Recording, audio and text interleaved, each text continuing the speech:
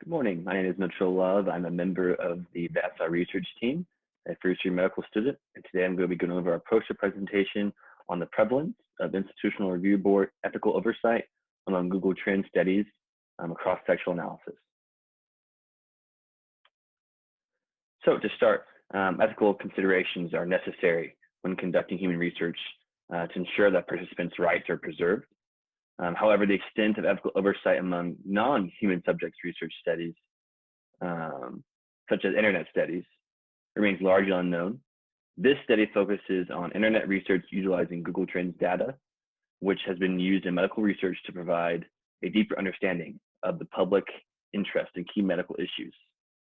It is important to ensure ethical standards are being met for these studies to help to secure their place in scientific literature.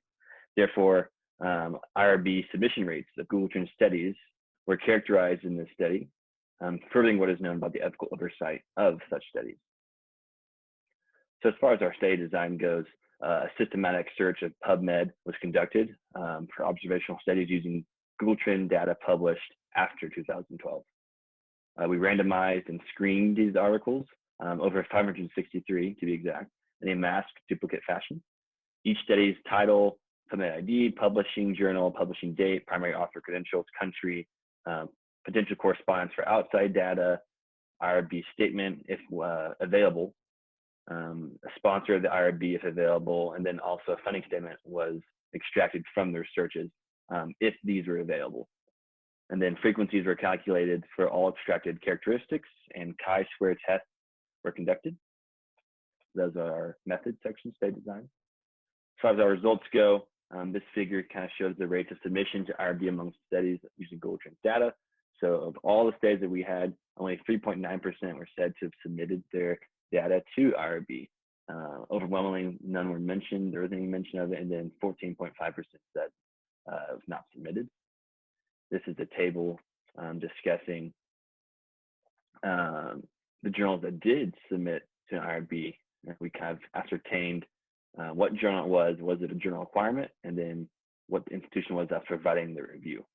And so 76 studies were included in our final results. Of these, like I said, 3 of them, so these 3 right here, declared submission to an IRB for ethical review, while 11 declared no submission, and then the rest, 62, did not mention at all. So of those 76 that were evaluated, 30 of them reported a funding source, 11 reported not having a funding source, and then 35 did not mention any. So 3 studies disclosed the collection of additional support information and data from principal sources. There was a correlation between study funding and likelihood of reporting ethical oversight. So that's important to note, there was a correlation. As far as our conclusion goes, our findings demonstrate that most Google Trends studies did not apply for IRB approval, nor was this designation required by their institution or publishing journal. This may be the result of consistently poor methodological documentation known to occur in Google Trends studies.